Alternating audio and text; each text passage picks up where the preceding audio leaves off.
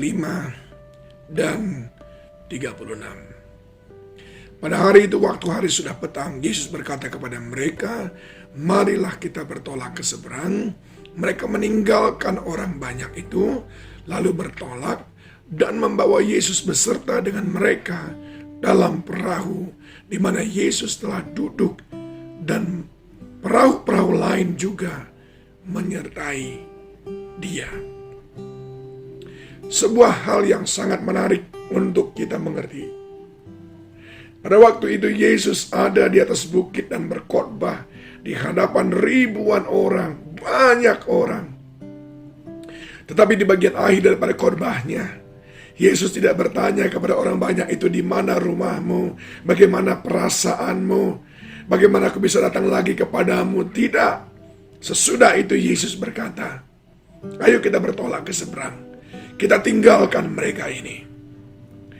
Ada lagi mungkin saudara berpikir, lalu Yesus mungkin menyuruh murid-muridnya, data mereka semuanya, supaya mereka semuanya kita jadikan menjadi anggota gereja kita. Tidak. Yesus tinggalkan.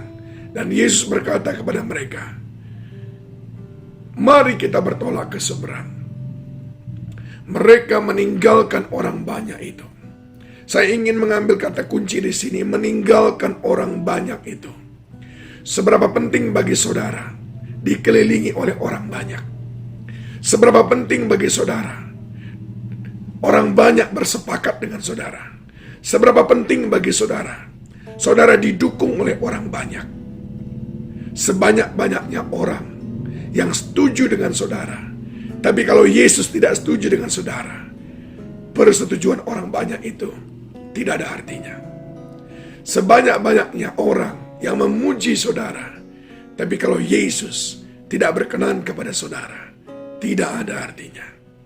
Sebanyak-banyaknya orang yang menyertai saudara, tapi kalau Yesus tidak menyertai saudara, semuanya sia-sia. Kita sering terjebak. Hidup kita sering sekali kita izinkan diukur, dinilai dengan standar-standar penilaian dunia ini. Asal orang banyak setuju dengan saya, yang penting saya banyak teman. Bahkan gereja banyak berpikir, yang penting saya banyak jemaat. Tidak.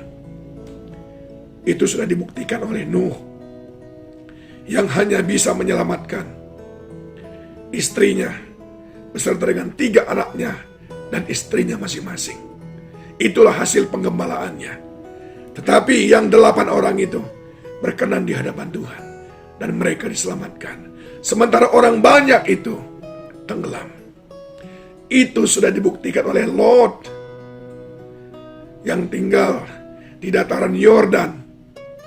Orang banyak itu binasa. Lot dan kedua anaknya yang diselamatkan.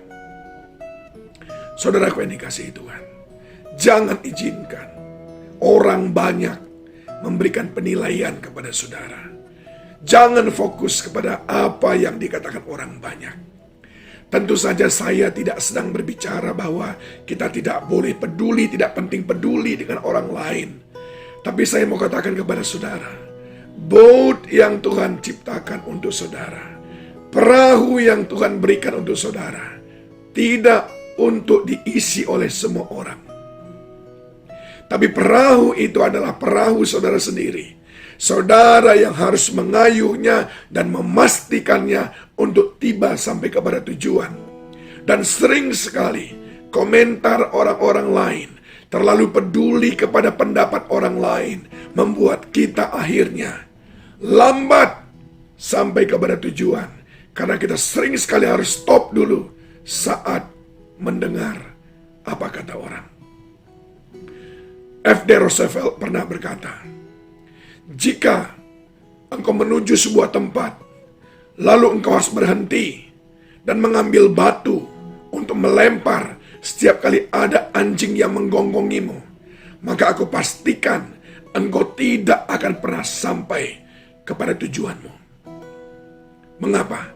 Terlalu banyak mendengarkan orang lain.